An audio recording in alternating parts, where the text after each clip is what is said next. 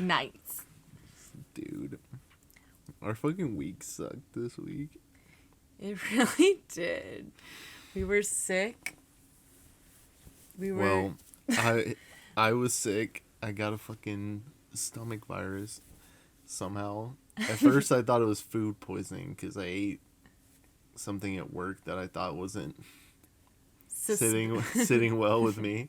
Suspicious vegan meat. Yeah. But I don't think it's that. I don't really know if you can, like... I was, like, trying to think, can you eat something bad that starts a stomach bug that gets spread to other people? Well, maybe. I mean... I thought maybe that could be it, but maybe I don't know who I could have gotten it from, but it just appeared in my body one day, and then I brought it to the rest of my apartment. And we all had lots of vomit and diarrhea. And we have one bathroom. Yeah, it was, it's been a not fun week in the Villa. In the villa. The villa. I was literally I was puking so much, like, just water. Lots of water, and then, like, then I was just dry heaving, and I was just screaming in between each burst of vomit, "Stop puking! Please, God!" I was screaming to myself. And that was Wednesday. So, 2 days later, Friday, I start to feel a little sicky in the morning, and I know immediately what's in store.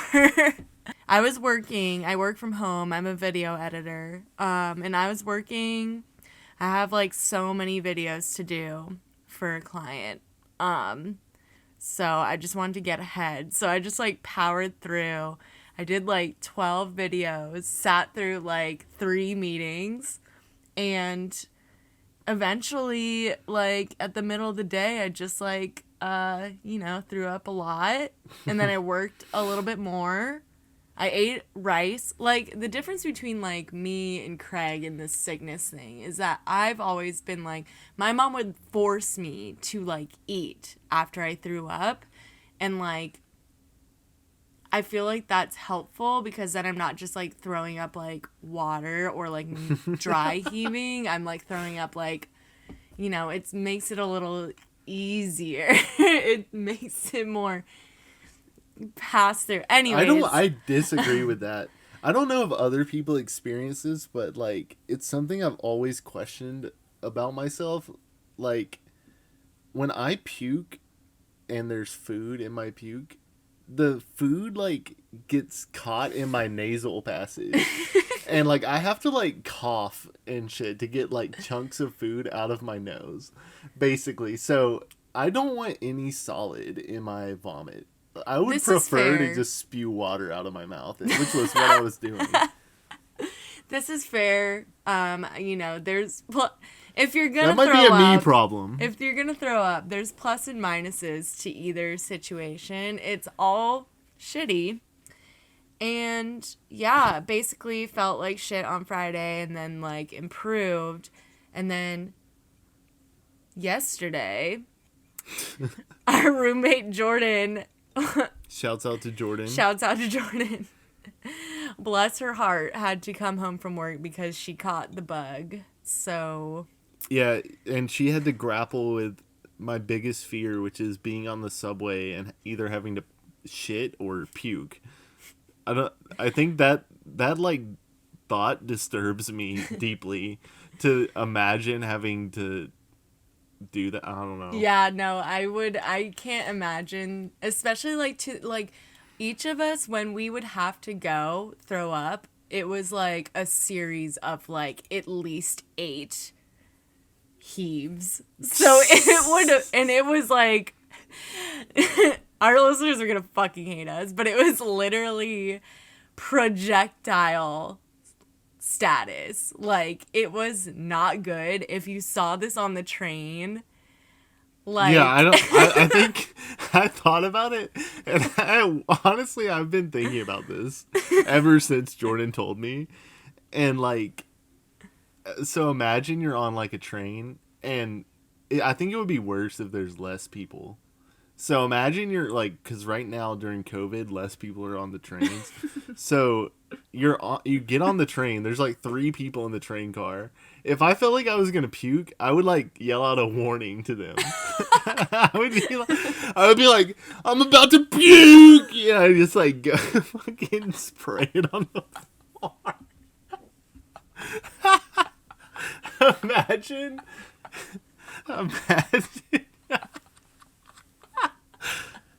Imagine you are one of the people who sees me do that. And you're just like getting home from work or something. Oh my god. Anyways. At least they clean it every night. Yeah, they do clean it I think they clean it more often than every night. No, definitely not. I bet sometimes they're like, this looks good enough. Like, knowing how... Even with COVID? Dude, I bet they are overworked. Yeah. They probably enter a train, and if there's not, like, blood or vomit, they just, like, are like, all right, next one. They do the smell test. Yeah. And then, luckily, our 4th roommate, Hannah, shouts to Hannah. Shout out to Hannah, another fellow horror fan. Yes. We love watching movies with Hannah. Mm-hmm. She is moving the rest of her stuff from California this week, so she narrowly escaped the bug. Oh, by the way, this is the Murders Per Gallon of Popcorn podcast. I'm your host, Haley. And Craig. Or we're your hosts. I'm going to do that again. I'm your host, Haley Craig. I'm your host, Haley and Craig. Besides being sick, we did watch some pretty good horror movies. We saw Blood Rage, which we're debating on. We're debating on either releasing as like a special Thanksgiving episode, or what we're leaning more towards is maybe after Friday the 13th we do Blood Rage. Yeah, we really want to talk about Blood Rage because it's so good. It's just one of those movies I've heard is good. So I like saw that it was streaming on Amazon, I think. And I like had it in my watch list or whatever. And we were just like we weren't doing anything and we didn't know what to watch, so I was just like clicked it and it was so cool. It's yeah. I got a burp. We're very burpy. Yeah, I mean we're still recovering, I think. I think it changed me forever. Like there's like a time before and a time after and I feel different now.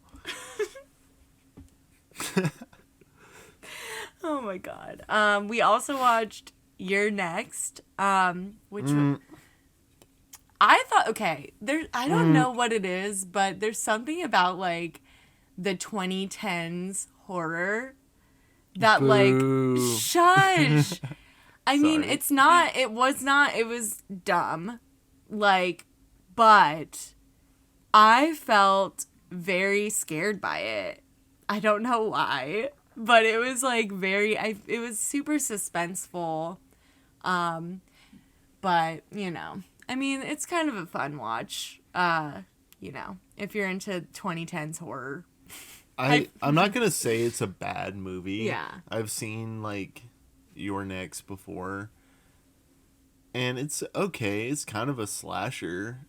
Like you would think I would like it, but I don't know what it is about like 2010s aesthetics and shit, but the way they look and like the meta humor and constant like pop culture referencing, there's like a bunch of scenes where she's like loading up discs into like a high-end CD player, like a 5-disc CD player, and I'm just like, this is so stupid. And like everyone's like looks like an indie kid, but that was just like how white people dressed in like 2010. Yeah, like they they're wearing all like look so weird. they're wearing like sweaters and shit. We also watched another movie this weekend that I feel like is pretty I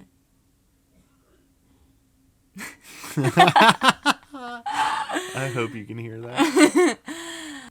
So we also watched the movie The Town That Dreaded Sundown over the weekend, and I'm glad we ended up watching that one because, come to find out, the movie we'll be talking about on this episode, some fans speculate that was directly influenced by this like early slasher movie. Mm-hmm. So The Town That Dreaded Sundown, it's a 1978 slasher movie, and it's like definitely pre like the slasher craze where like there was a formula to slashers, so it's kind of got a little bit of like Texas Chainsaw influence with it's like this is based on a true story. Mm-hmm. And there's like radio narration, very prominent throughout the movie, radio narration of like detailing the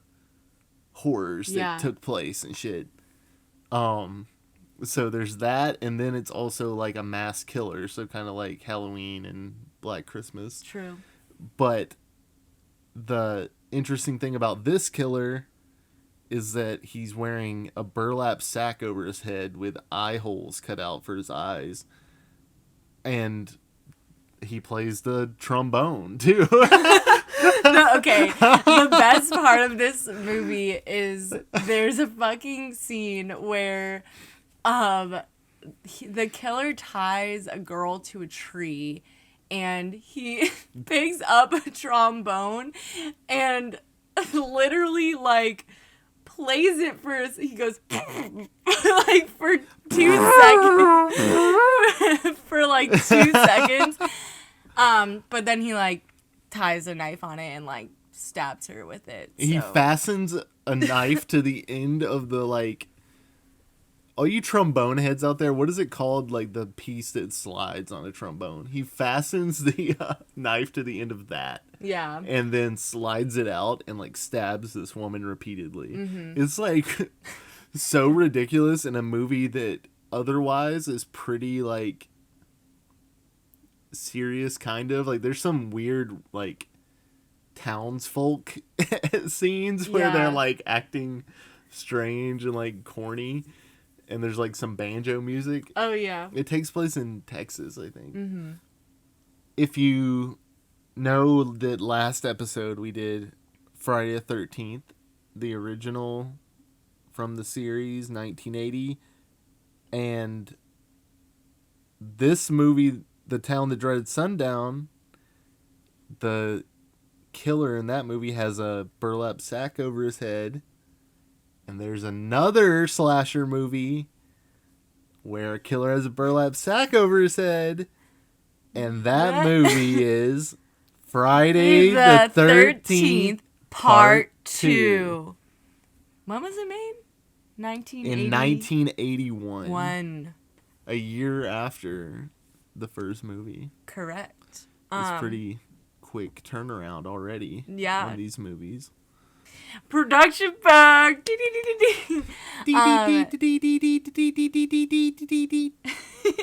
Production fact. So, the director Steve Miner, this was his directorial debut, and he also directed Part 3, House, Halloween H2O, Lake Placid, which I have like a weird sensory memory with Lake Placid in that every time I would go to Blockbuster, I would see the cover art for it, and it was like a weird alligator like underneath a lake. But I've never seen it, but would be open to it. And I've never heard of it. You've never heard of it? Oh, I thought it was like a popular movie, but maybe it was just like something I noticed. Anyways, Day of the Dead, the 2008 version. I didn't know if you knew that. Well, so I know that Dawn of the Dead, the remake from like 2005, I believe, that is a good remake. Mm-hmm. I don't know anything about. I don't know anything about Day of the Dead. but I might have seen it, honestly. Yeah, we'll look into it. And then he also was the associate producer, assistant director, and unit production manager of Friday the 13th. Also, interesting thing that I'm remembering is that this guy, Steve Miner, directed House, another horror movie, like a haunted house horror movie with monsters and crazy special effects. That movie was produced by Sean Cunningham. Oh. I remember us looking that up. Mm-hmm. So, Sean Cunningham, who directed the first Friday the 13th, when they flipped roles, Steve Miner became more of a director, and Sean Cunningham produced. So, should we talk about, let's just dive right in. Let's dive deep into Friday the 13th, Part 2. We're going to start by talking about the setting. So it's still obviously at Crystal Lake, but it's at a neighboring camp. And everybody knows about the events that happened at Camp Crystal Lake, and it's now abandoned. So let's go through our cast of teens. So we have Alice Hardy, who is our final girl from Friday the 13th. Paul Holt, who is I guess he's a camp director, but Wikipedia said that he opened a school for camp counselors. And I'm like, what the fuck is a school for camp counselors? maybe it's like a pre-camp school. Like, it's like not really a school, but it's like their month of training or something. Yeah. Or their week of training to be camp counselors. Yeah, I know they're It's like Hogwarts. Yeah. At my camp. We have a program called like staff and training program, but it seems like from the Wikipedia description and from like the movie itself, it doesn't really feel like they're ever preparing for kids to be at this camp, for children to be at this camp. Yeah, I mean, like, some of these facts we're reading on like Wikipedia or whatever, like that it's a school for camp counselors and shit. I don't know if it's ever said anywhere in the movie that that's the case, but like someone somewhere, or maybe in the screenplay it said that. But like, yeah, the whole movie you're kind of just wondering what the fuck is where's the kids? Like, what? We're at camp. Where's the kids that are at camp? It's just the like adults. What are they doing? There's moving shit around. It's like they pick shit up and like place it 5 feet to the left. For like a month. Yeah, like they're just tinkering the whole movie. All right, so then we have Sandra Dyer. She's underage, and the reason why half of the movie is cut. There's Jeff Doonesbury, who is Sandra's boyfriend. He wears that funny hat. He does wear a funny hat. Like I don't know if that's a beret, but maybe like a beret, you know? Yeah. I'm like remembering. I can picture it. There's Scott Chaney, who like when I first saw him on screen, I was like, this actor is like one of the hottest people I've ever seen ever. But it kind of turns out that he's like a huge perv, so that takes away. We from said his that hotness. about both though. The girlfriend, his girlfriend too. I would not call the girl he interest. is like actively trying to get or whatever. Whose name is Terry McCarthy. And she has a dog, and I wrote down the dog's name later, so we'll get into that later, but she has a little doggy who's really cute. And then there's Mark Jarvis, who is a nice guy who uses a wheelchair. There's Vicky Perry, who's just like a nice girl who likes Mark. There's Ted Bowen, who's like the jokester of the movie. there's Jenny Field, who's Paul's assistant, and she's a psych major, badass queen. There's assorted other unnamed teen counselors who don't matter. We get Crazy Ralph again. Welcome back. A new cop. I thought it was the cop from before, but it's a different cop. Named Deputy Winslow. Such a cop name. 2 months following the events of Friday the 13th, our final girl, Alice, from the previous film, is chilling, like trying to recover from the traumatic events of seeing all her friends get picked off one by one, and then chopping off the head of an old but murderous woman. But when Alice opens the fridge to get her cat some food, she sees the severed head of Mrs. Voorhees and then gets stabbed through the temple by an unknown assailant. The biggest thought that I have right now is that, was that Pamela Voorhees' head? Because I don't think it was. It was. It looked different in the movie, I felt like. Like, I don't know if it says it anywhere online, like, whose head it was, but it didn't look to me like Pamela Voorhees. And I also don't know why he would, like, disgrace her corpse by, like, putting it in the fridge and stuff. Because he has the altar. Yeah, that's true, but I do feel like maybe he was trying to be like, because obviously it's like a vengeance kill, so maybe he was like, remember what you did, bitch? Like, look at who you killed. Yeah, that's true. Maybe you're, It is a weird move, it for looks sure. different for sure. Like, if you guys go and watch this movie, let us know what you think, but like, to me, it looked like a man's head, but maybe that's just a decaying corpse. That's true. Anyways, about the kill, like, it's kind of boring, but it's referenced in Scream. I remember when we watched Scream most recently, they talk about how the girl from the previous movie is killed in the first 5 minutes. Yeah. I didn't realize that was going to happen, and so it was kind of like, I feel like that was like, being like, okay, like, I don't know, like, kind of killing off, like, the previous, like, notions of Friday the 13th, like, and just being like, we're starting fresh. Like, this is a new killer. Well, obviously, because there's a sequel and you're, like, in the movie seeing the sequel, you know, like, well, there's more to the story. Pamela Voorhees died in the last movie that we just talked about. So, what makes this Friday the 13th part 2? There's got to be someone killing. Yeah. And it's not necessarily revealed who this killer is. True. That early, is it? Like, is this post-campfire scene? This is the first scene, right? Yeah, no, it's not revealed who the killer is. But there's a recap, maybe. Yeah. I mean, there was, like, I think there was, like, a dream.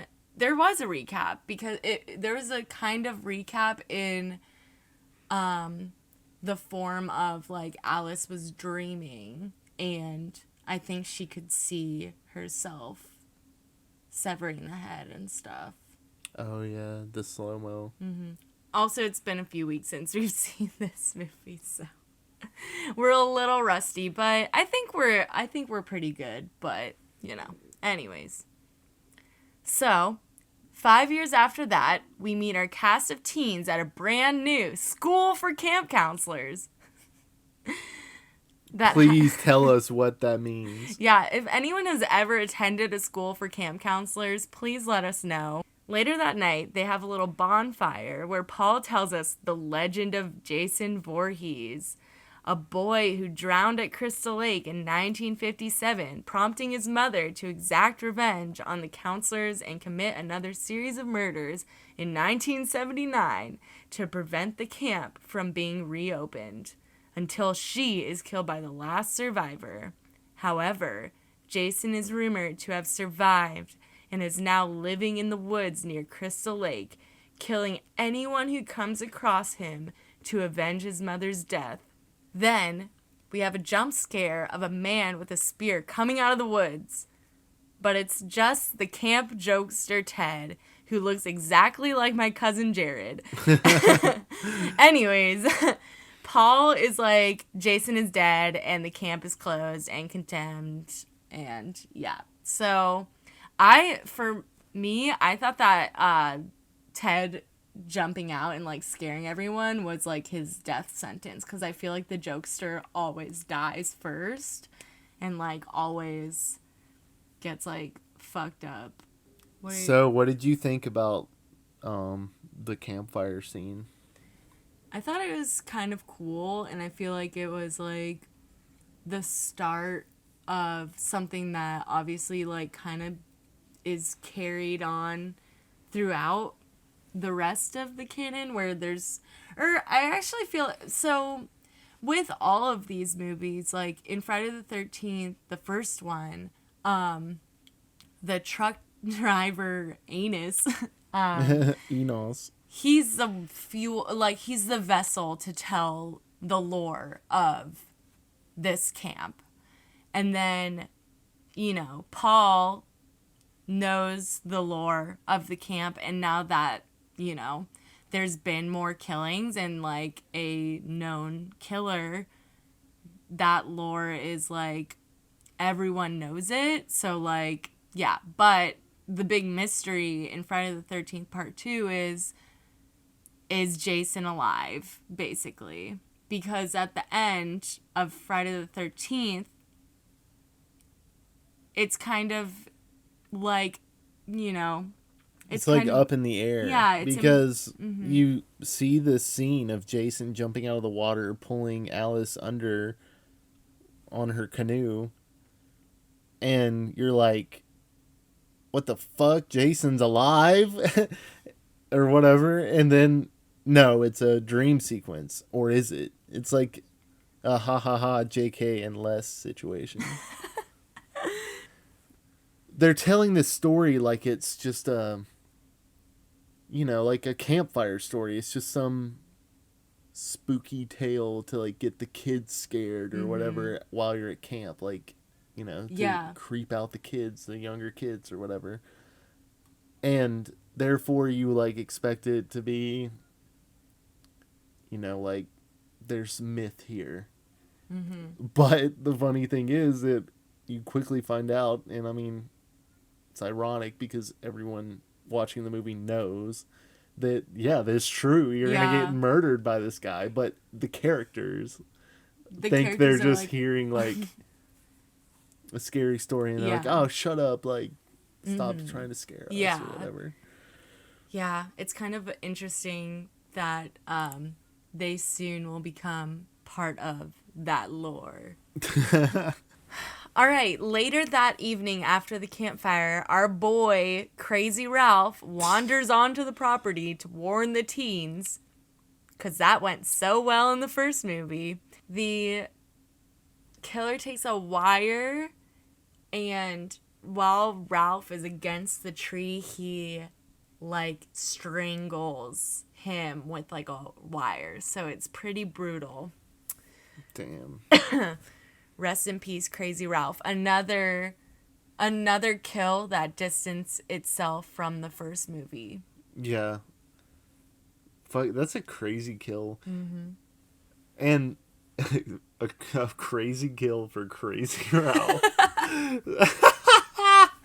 I feel like, whereas you could make you can make up an excuse as to why a character deserved to die, I feel like pretty often there's like some reason that they need to die. But honestly, Crazy Ralph, his whole character is just warning people not to go to Jason's house, basically. Don't go where Jason is. So, like... Which is kind of what they want. That's what Jason wants. Yeah. Jason and Pamela were like, don't come back here. Don't open a camp. And he's like... he's spreading the good word. Yeah. So why, like, that's your boy, Jason. Don't fucking strangulate your boy. Yeah, well, Crazy Ralph dies. Hard rip for Crazy Ralph. I can't remember in any of the movies we've seen, but I hope he's referenced again later. Or I hope, like, he comes into play. Yeah. I want Crazy Ralph in the lore. Yeah. I don't think, like, we've dived deep enough on Crazy Ralph in this podcast. And now's he needs not his the own time. movie. Now's not the time, but we will one day. And maybe we'll see him in later installments. I sure hope so. Yeah, maybe he'll be in hell. Let's just say this isn't the last you've heard us talk about Crazy Ralph. Yeah. We might just I'm going to bring it up again. Fuck around and reference him in every podcast. Yeah. My fucking notes are, y'all, I forgot I took notes on this movie. It's like a haiku. Look at how I wrote my notes. It's just words stacked on top of each other. There's no sentences. Can I read a few? Yeah, please. I was going to, because they're weird. I don't remember any, like... Feet shot Jason theme. Nightmare with Pamela. Mom's head in fridge. Egg punk, tall, lanky kid. That. Wait. That's Camp Blood. That's what Crazy Ralph says, I swear to God. Probably. Popped collar walking around speaking to dog. Happy sex scene. Oh yeah, I remember that one though. Anyways. Why would I ever need to talk about any of the stuff I wrote down? Sometimes I feel like when we were taking notes during the movie, I felt like we just really needed to like write down our like observations and stuff. Yeah, like as quickly as possible. So the following day, the couple Jeff and Sandra go to Camp Crystal Lake and they find a dog carcass. Oh wait, this is okay. I need to talk about this. So like randomly in the woods, Terry's dog Muffin it's a really cute dog. I don't know what the breed is. I feel like it's a Maltese or something. Is walking in the woods and it literally goes right up in between Jason's feet and like looks up, and then there's a cut. I only remember this because I looked back at my notes. There's a cut straight to someone chopping meat.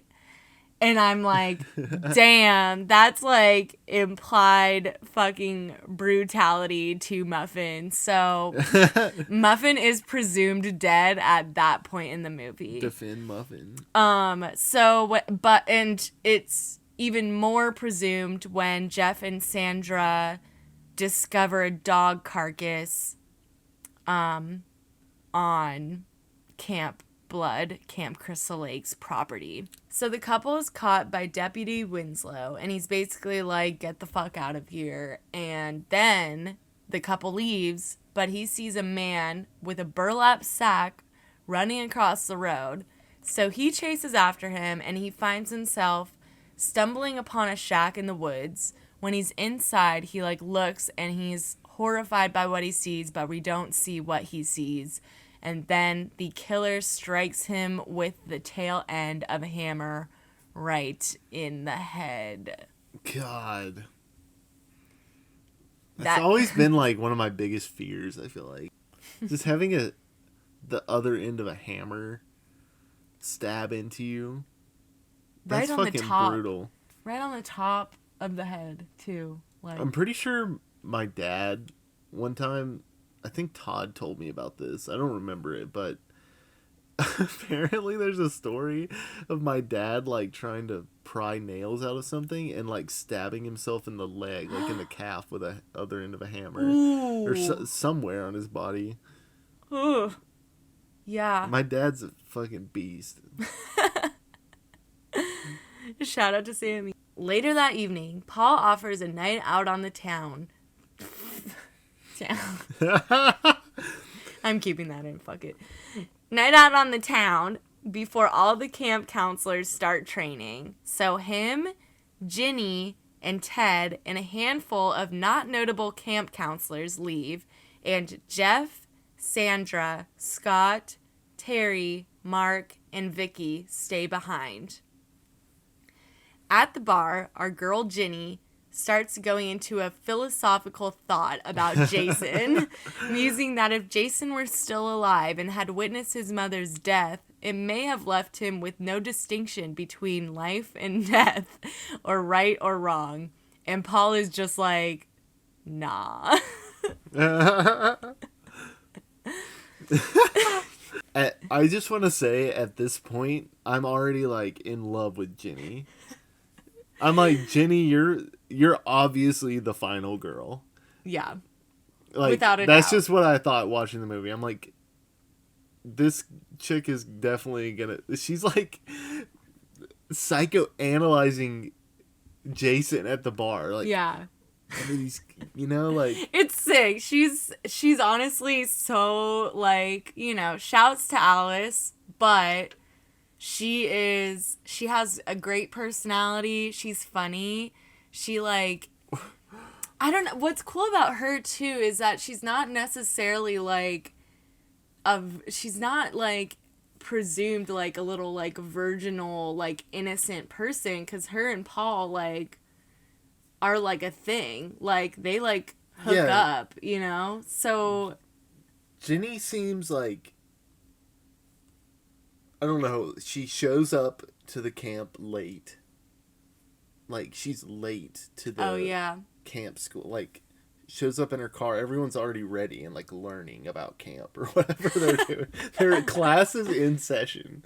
And Ginny pulls up and kind of embarrasses Paul. And Paul's like, where were you? Or whatever, like, mumbles to her in front of everyone. At that point, you're like...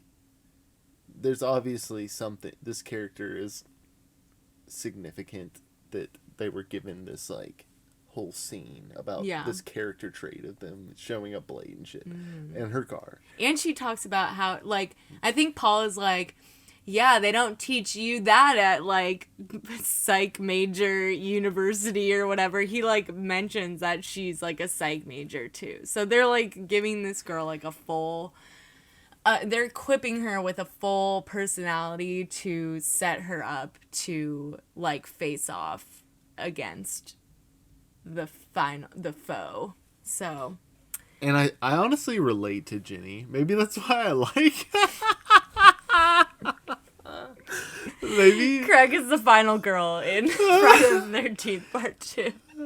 I feel like people, her fellow counselors, think she's just like fucking up or like a slacker or something, but she's like really like thinking about what's going on critically. Like, she's a 5 Enneagram for sure. I feel like she's thinking a lot about everything. Yeah. Ginny's our queen.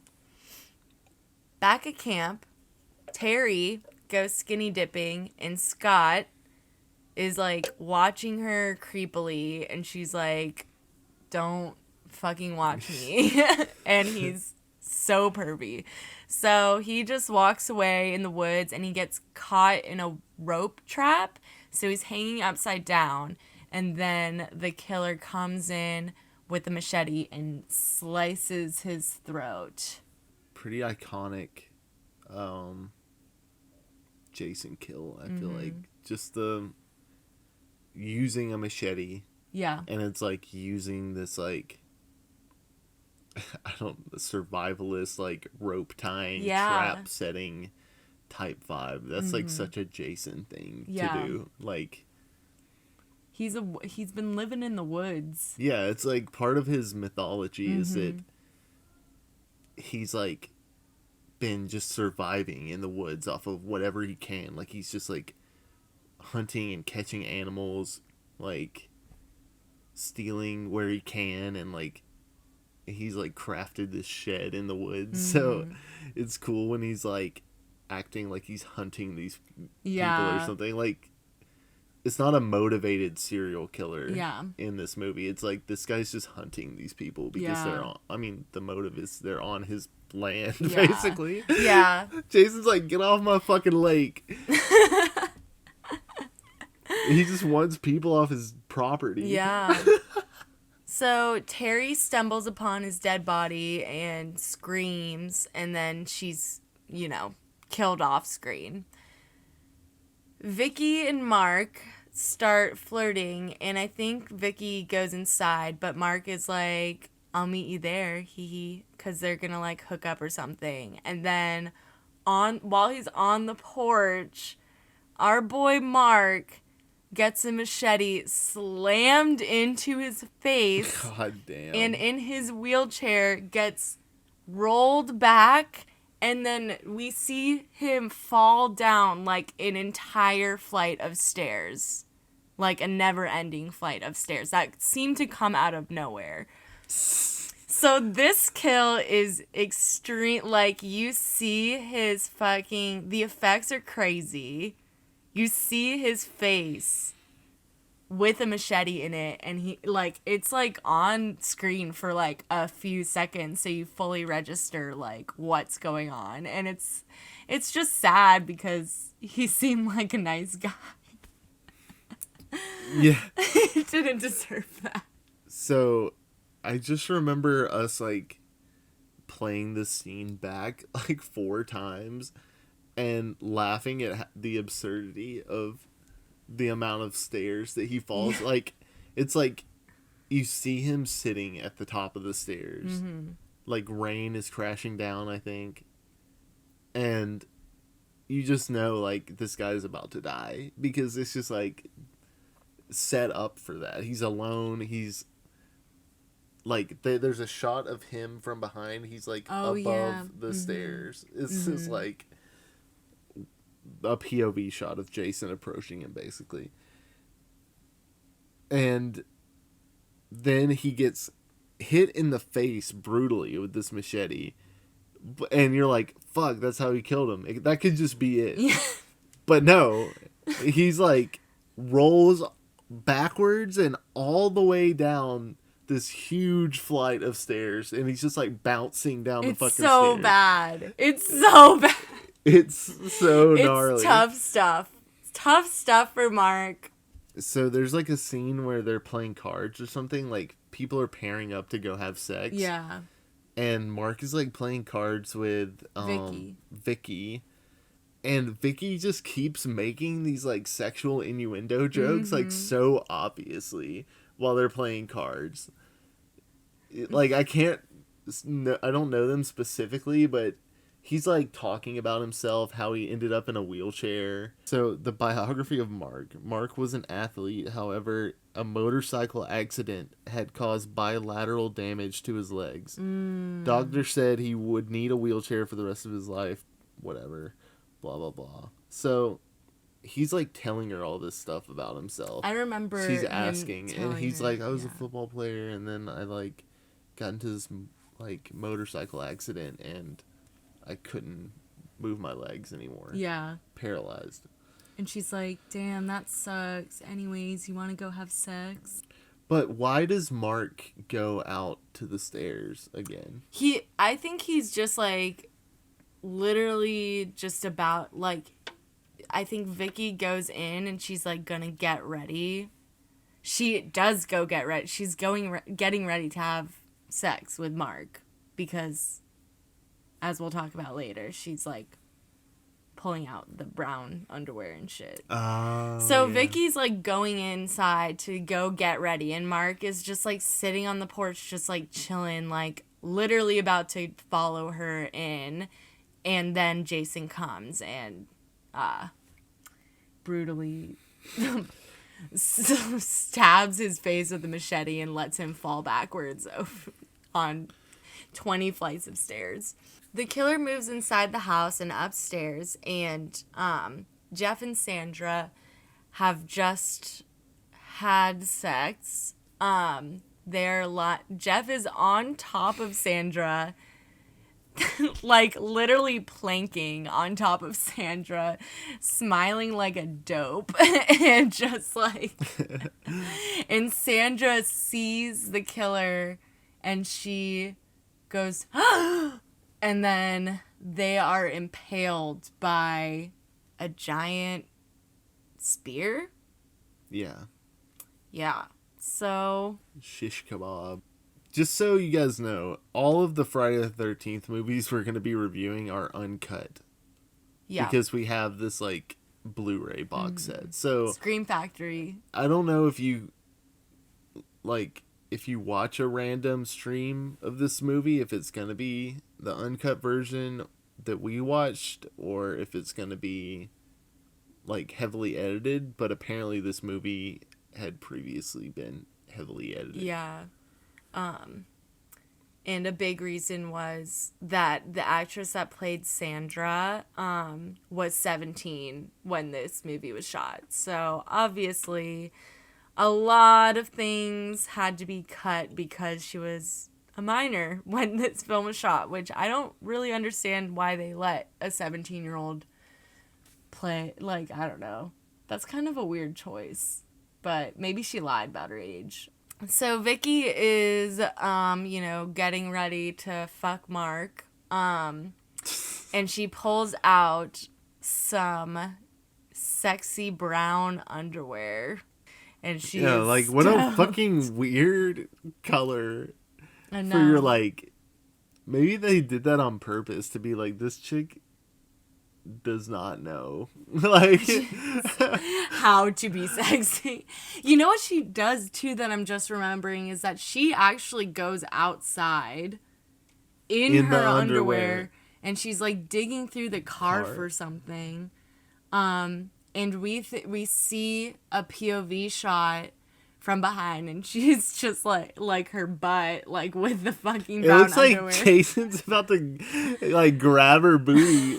Like, Jason's gonna, like, take a cop a feel. Like, what the fuck?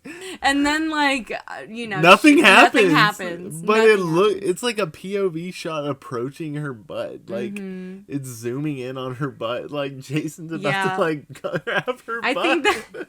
So that was just a prime example of the male gaze. So...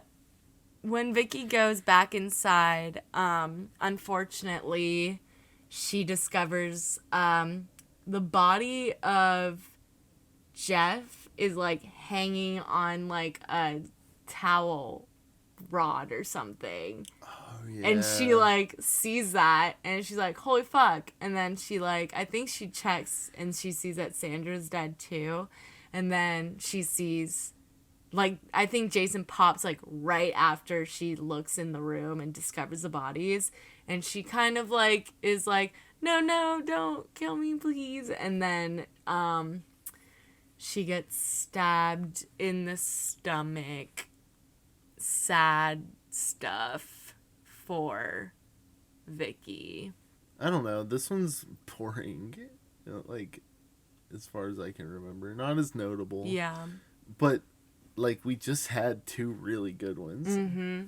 Like, this movie has more iconic kills, I would say, than the first one. Yeah. Like, just thinking about the spear in the wheelchair, that's enough. Like, those are fucking crazy. Mm-hmm. And the machete to the neck was pretty good, yeah, too. like, slicing his neck, like... Ginny and Paul are like, okay, do y'all want to leave the bar? And all of the counselors that are there are like, no. And so Ted, who looks like my cousin, and is the jokester, who I thought was for sure gonna die, is officially marked safe because he stays at the bar. So basically, if you ever have a friend that, like, wants to, like, drag your ass home early because they're, like, tired or whatever, this is your sign. I mean, obviously, post-COVID times, this is your sign that you are allowed to stay and party until the bar physically throws you out because it could save your life. Shit. I would have been home by like 11 p.m. Well, then. I would have died, honestly. Like, I'm not staying at the bar that late. Yeah. Or I guess you would be like Ginny and be the final girl. I'm Jenny. So, Ginny and Paul come back to the camp and it's like fucked up. And then, suddenly, Baghead Jason ambushes Paul and chases Ginny. I think he like knocks Paul out and chases Ginny throughout the camp. And then she comes across the shack where she finds an altar with Pamela Voorhees' severed head, her fucking powder blue sweater, the iconic sweater, and a pile of dead bodies, including Terry and Officer Winslow, or Deputy Winslow, what the fuck ever. So, obviously, that is a shocking find for our girl Ginny. So, but there's so much to unpack. I know, there's so much. But when she realizes, she sees this and she's like, I fucking knew it, because she's a fucking genius bitch. And she's like, this is Jason.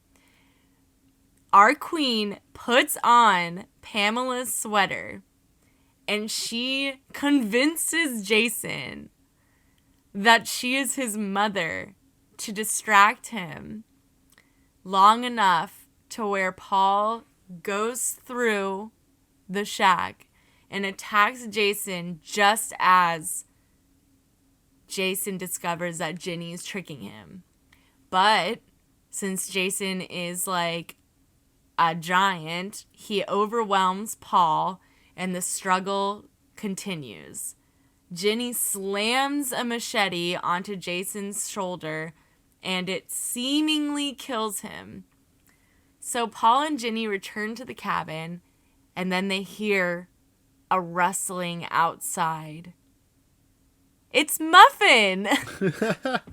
So Muffin is officially marked safe from Jason. Muffin did not die. Muffin is alive and she is thriving. Just as they sigh with relief, an unmasked Jason, half fucked up, half kind of hot, bursts through the window from behind and grabs Ginny. She then awakens to being loaded into an ambulance. She calls out for Paul, who is nowhere to be seen, leaving his fate ambiguous. Back in the shack, Pamela Voorhees' head remains on the altar, with Jason nowhere to be found. Yeah, I want to start by talking about Ginny and Paul finding Jason's shack, because this is like one of the only times I can think of in the series where you get to see like where Jason lives. Like you get a peek, like to peek inside what Jason's life might be like through this like set. So there's a toilet, like they pan over a toilet where Jason takes his massive bad dumps. Jason takes massive dumps in this toilet. I don't know if this toilet works. Like, does he like? It's a normal porcelain fucking throne. Like, does he flush the toilet and there's a whole plumbing system that he set up himself? First off, like, it's not. He could be like undead. It's almost like. It seems so. Okay. Like he could. It doesn't make sense that he would have drowned and then like been underwater for 22 years and then come back. Yeah. So, but maybe that vision wasn't reality from the first movie. Yeah. There's a lot. It's a lot. Jason may or may not be undead. Yeah. But I'm gonna go with he's not. Because when they show his face, which we went over, glazed over. when they show his face, he definitely looks like an adult version of the character design you see in the first movie. Like, he's got the bald spot, the deformed head, and his, like... But he has very long hair. Yeah, like, but he's the adult version, yeah. you know? Like, that was the kid version, I think. Yeah, that's like, fair. That's fair. This is like he's been living in the woods for a while. Yeah.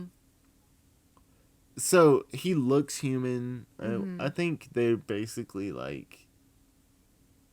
So, Pamela Voorhees just thought that Jason drowned. Mm-hmm. But he didn't actually drown. He escaped. And then, instead of going back to his mom, he decided to just live in the... Kick it in the woods in earshot. While his mom kills everyone. Or kills 2 counselors or whatever. It's confusing as all hell. I am very impressed by Ginny's quick thinking. She literally is like, she already knows Jason's motive, like who Jason would listen to, and she knows that he's just kind of like, I mean, he is wearing a bag that literally has like one eye hole. And I guess maybe he's just like that disconnected from reality that even though he knows that his mother is dead, that there would be a chance that his mother would be alive. I don't know. It's very weird, but basically she puts on Pamela's sweater and is just kind of like talking to him. And while she's talking to him, we actually see like the actress that plays Pamela's like face like over Ginny's face, like it's like superimposed in like film, like talking to Jason, so we see her face and voice, so it's like we're seeing like a POV of Jason like seeing his mom for the first time in years. And you know, I think that it's very like smart of her to like know to do that. I'm not really sure. I think she had a weapon just in like, I think her plan was to like get him like close and calm so that she could just like stab him and run away, but he actually noticed Pamela's head on the altar, so that kind of like snapped him back to reality. But luckily Paul after being knocked out by Jason, like it's kind of like, I mean, just like in the first movie where there was like so many like kind of like fake outs with like Alice thought she like knocked out Pamela, but then like Pamela was chasing her again, or like Alice thought she like trapped her under like a bunch of things and then she like came out again. It's like the same thing, but I guess reversed. But we do get like a twist because every slasher trope, especially a franchise one, there's always like the killer never dies. Like, the villain doesn't die because that paves the way for the next chapter. So it's like, I mean, with the first movie, that was like a dream, or you could interpret it as Jason's still alive. The second movie, like, she chops into like his arm too, which would not kill someone. So I'm a little disappointed with Ginny. I wish she kind of... Really though? Why wouldn't she just chop off his head too? In general, you're disappointed with Ginny? No. I'm not disappointed in general with Ginny. I'm disappointed in that choice with Ginny. But I guess, I mean... Again, like, I'm speaking as someone that would be dead within the first, like, 30 minutes of the film, so I can't really, like, fucking talk that much, but, like, as a viewer, like, it's easy to be frustrated when you see someone hit someone in the arm with a machete and then be like, they're dead now. Yeah, but it's like, that would down you. if you were a normal man and not a fucking, I don't know. Yeah.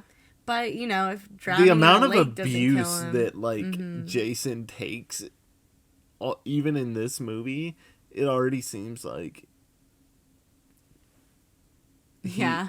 It's, like, pretty surprising that he keeps going. But, Jenny, I think it's just so crazy that Jenny's, like, leaps in logic. Like, she's just at the bar thinking about Jason, doesn't know that everyone's dead, doesn't know that Jason's back. She's just thinking about Jason. Yeah. There's no reason for her to be thinking about Jason. But she expends some thought, you know, on what Jason's dynamic is like with his mom or whatever. And then goes back to find that, like, everyone's dead. Jason's real. Like, sees Pamela Voorhees' head. Realizes, like, Jason is killing as revenge for his mother's death. And it's all he cares about. And he's still, like, basically a young boy in an adult's body. Yeah. She's, like, realizing all of this in an instant. Puts on the sweater. Jumps in, like, immediately acting. How do I act like Pamela? Like, Yeah. Be sweet, but, like, tell Jason what to do. Because I'm his mom and he has to listen to me. It's weird. So she, like, tries to tell him, like, put the knife down or whatever. Or, like, you know, stop. Yeah. What are you doing?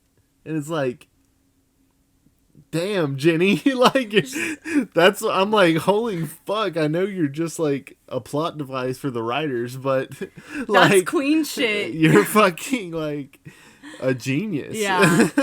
It's pretty sick, honestly. And I think, like, the moving on from our queen Jenny, like, Sorry. well, not even moving on from our queen Jenny, because I'm still even talking about her, but, like, the final jump scare is, I mean, that also becomes a sort of, like, a motif for all of the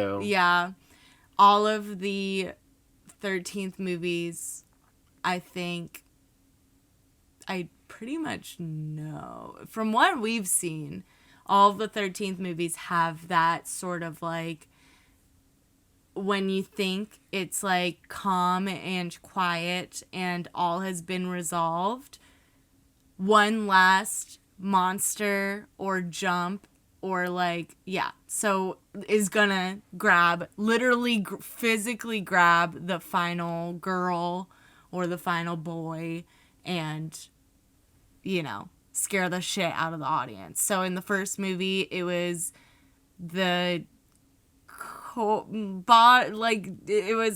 Jason's 12-year-old drowned, like, fucked up looking body grabbing Alice and dragging her into the water from the canoe. And in this one, it's Jason's adult giant body. Lumbersexual body. He is, like, okay, yes. Lumbersexual. Yes. Totally. He unmasked, grabbing Jenny through the window. And it's actually interesting because we watched a little, like, I think we watched on the Scream Factory DVD. It has a bunch of extra stuff, and we watched, like, an interview with the actor that played Jason, and I think he initially auditioned for, like, one of, like, the hot teens that gets, like, killed, but they're like, what about if you play Jason? He was like, oh, okay, all right. And he just, like, seems like a normal, like, handsome actor. But the actress was talking about, like, the actress that plays Jenny was talking about shooting that scene and how she was like legit like scared as fuck because she didn't know when he was gonna jump out. I think the first time she actually didn't know. Like, they didn't tell her that that was gonna happen. They were just, like, talking about how traumatic the experience of filming this final scene was. Like, having the guy jump through the glass, like, break the window. It shatters. There's everyone screaming and being, like, on extreme high intensity. Like, I can see how that would be stressful. And then she was like, yeah. And then we had to do it again. Also, another fun fact, in the scene where she hits him with the machete, apparently she broke his pinky. Really? Yeah. Really cool. Yeah. I know, like, fans of the series are big on Jenny. They think Jenny's, like... I mean, a lot of people think she's one of the best final girls. And I think it's just because she, like we said, she just, like, is a genius. She's, like... she understands the killer, like, and uses that understanding to, like, fucking fight against him. It's cool. But also she's relatable. Yeah. Because I feel like she's not perfect. Yeah. Like... It's not like she's too perfect to where you just see her, like, as not a fully developed character. Like, she does have, like, flaws and faults. Yeah. Like, hitting the arm or, like, being late that make her somewhat relatable. Yeah. Like, definitely. You want to talk about Baghead Jason? yeah. Is Baghead Jason so... I think Baghead Jason, honestly, it's obvious that this movie was inspired by The Town That Dreaded Sundown in terms of, like, how the killer looks. I think, though, that Jason with the one eye... I think, though, that Jason with the one eye hole in the burlap sack, like, head covering mask thing is cooler looking than The Town That Dreaded Sundown killer. Yeah. And also, like, just his general, like, physique and, like, the way he walks, like, the character is cooler than The Town That Dreaded Sundown. Whereas that character is more just, like... seems like a skinny dude wearing a burlap sack. This Jason is still, like, big and intimidating. Yeah. But yeah, like, it's creepy. It's like, why is he covering his head? It's almost like he just is only covering his head out of shame or something. Yeah. Like, it's just, like, a necessity. He's just got to cover this, like, disfigured face that he has or something. Which he does, like, through the rest of the movies. Jason's always hiding behind a mask. Yeah, but you do... I would say you see his face... I mean, like, pretty often. Yeah. Like, uncovered. Yeah. It's interesting that he has the need to cover his face. Yeah, like, why does Jason even feel the need to cover his face? Yeah. I personally think that he was bullied as a child. Yeah. And they kind of They reference that. that. I mean, they say that he was neglected. I don't know if it was necessarily that they drowned him, but I always assumed they neglected him. They were off doing other things when they should have been watching him more closely. That's what... I mean, I think that's true, but it's disputed. It could be that the counselors were drowning Jason, like, physically. Damn. I don't know. That's an interesting thought. I feel like he's a child. I feel like they're trying to reiterate that he is a brute, but, like, a child. Like, he's this, like, killing monster, but he can still be like swayed by his mommy, and like he's has like he's very sensitive to people like implying he's fucked up, dumb, fucked up, or I don't know, fucking like that's the vibe I've always gotten from Jason. I feel that, and I feel like that's because some of this shit that you see in this movie, maybe like the way Jenny talks to him about his mom or whatever. He's a mama's boy. He's like the definition of a mama's boy.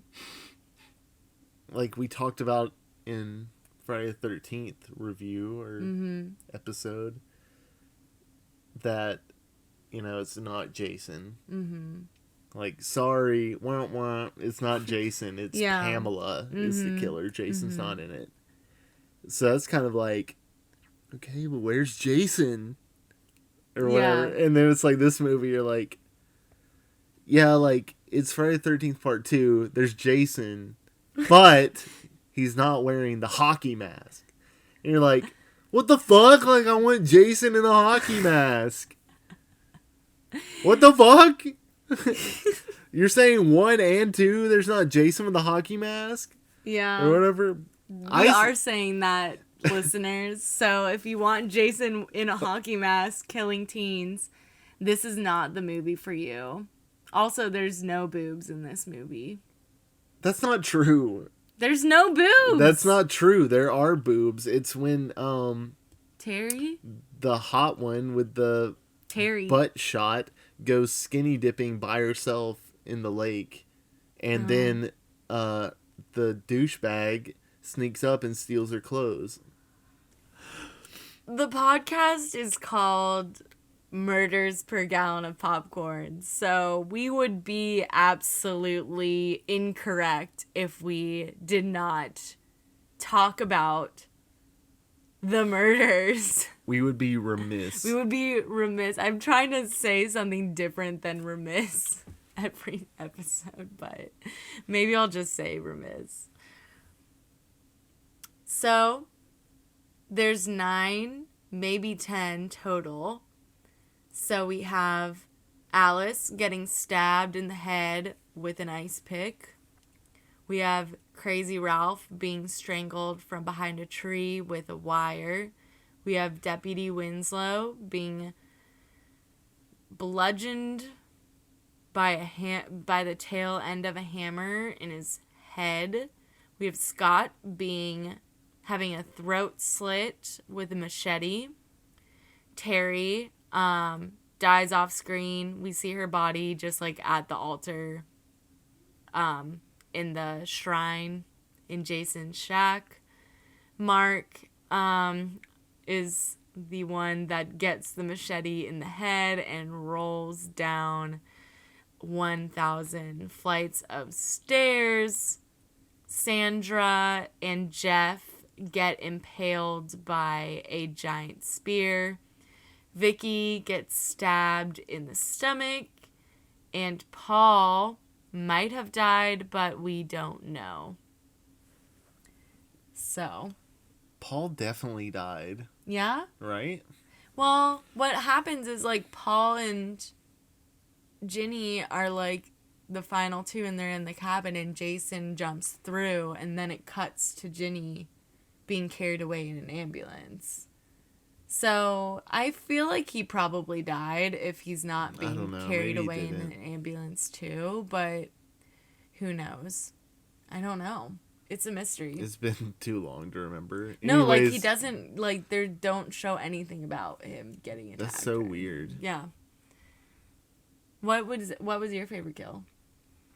I think it's got to be Sandra and Jeff. Honestly. Yeah. And I think, like, I mean, just the fact that 2 people were killed at once in one stroke. He just killed this couple by shish kebabbing them. He stabbed an arrow through them while they were fucking. No, they were post-coitus. They were cuddling. Are you sure? Yeah, remember not Mark. Jeff is laying on top of Sandra, and he's literally like, like, I thought that was just like they were just having really slow sex. no, I think it was like, oh, well, maybe I'm wrong. I mean, that's what I assumed. I thought this was post-coitus, and they were just, like, weirdly cuddling, but I guess that would make more sense. It's not really, like, yeah. I think you just have a different reading of the scene than yeah, me.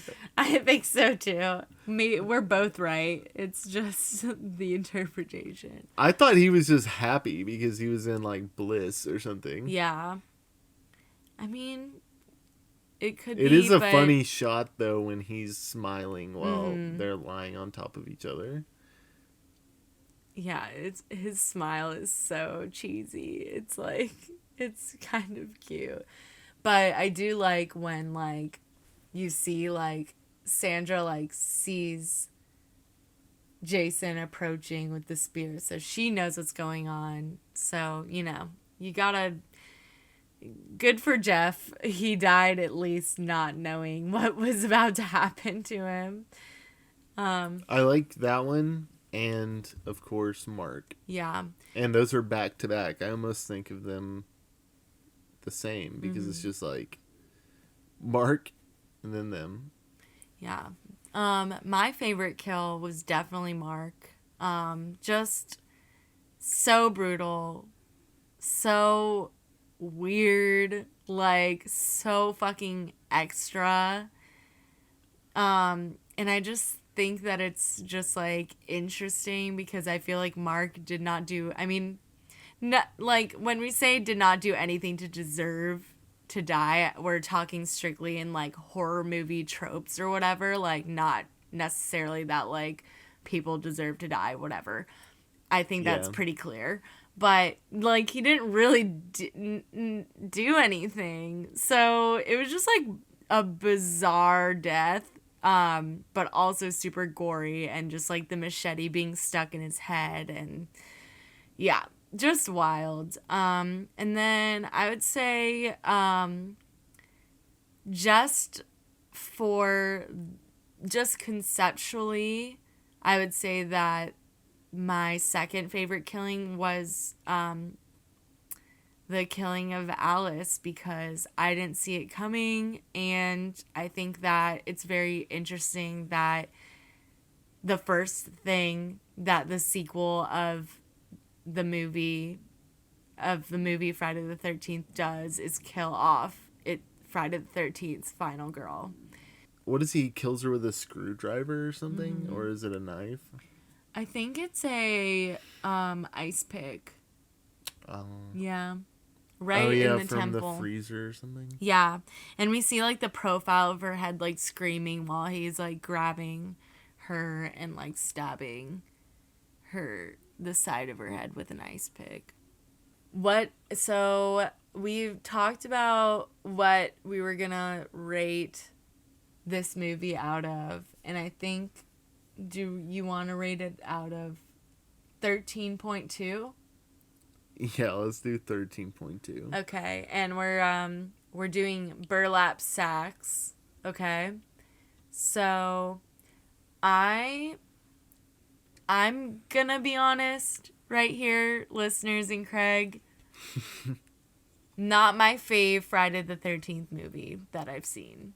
Might be possibly my least favorite Friday the 13th movie I've seen.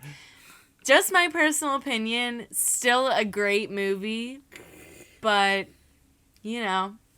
So, I would say out of 13.2 burlap sacks, the 0.2 being like an eye hole, I would give it 7.3 eye holes out of 13.2. Damn. Because well, that's still pretty good. It's honestly. still pretty good. I just feel like I don't know. I think it's So you kind do of like it. I do like it. I liked it a lot. I just think like I'm doing the thing where I'm just like comparing it to the ones that I've seen that are great, that are very like much like teens, like fucking like, you know, Jason, hockey mask, crazy creative kills. And I think like this one definitely has a lot of merit, but I don't know. It's just not my fave. I mean, valid. Totally valid. I can get that. But for me, this is like this is a 12.9 maybe. Oh. What's the Maybe point that's nine? too high. What does the point nine represent? Like, how many eye holes are we talking? It's definitely, like, once again, it's not my favorite Friday the 13th movie. I said the first one wasn't my favorite. This isn't my favorite either. But I gotta say, I like this one more than the first one. I think the, like, teens, the counselor trainees, Yeah. they're all cool. Like, I like all of them. I like Mark. I like Mark's love interest. What's her name? Vicky. Is that her name? Yeah, it's Vicky. I like Vicky. Their interaction is funny. I like the goofball Ned or whatever. Ted. Yeah. I don't know. Yeah, Scratch the characters me are... listing them all, but like Jenny is my favorite final girl, maybe.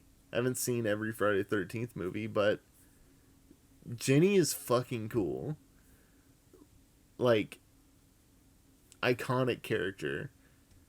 And just the fact that she dons the Pamela Voorhees sweater. Mm-hmm. Like, I love all that. I love the fucking, like, Jason shack. The burlap sack is not, is not my favorite Jason look by any means. Mm-hmm. Like, I love the hockey mask look. But it's still interesting. Like, it's cool. I like it better than Pamela, I think. Yeah. I don't know. Maybe the killer I don't like as much. But there's so many other aspects of the movie that I'm into. Mm-hmm. And the kills, like the Mark kill and the Sandra and Jeff kill. Mm-hmm. Those are so good. Yeah. I do really like the characters. Like, I like that it sets up Jason, too. Mm-hmm. I mean, like, it seems like the true first Friday the 13th in a way. Because it's like, Jason. It's like, this is the Jason one. Mm-hmm. Start from here. Like, but the first start from the first. The first one's a prequel. Yeah. To the Jason show. The Jason show. No, Pamela. I love Pamela Voorhees as a killer, but like, there's just Jason has more history. Jason's got my love. Yeah, I mean Jason has got more movies. Yeah, I'm excited.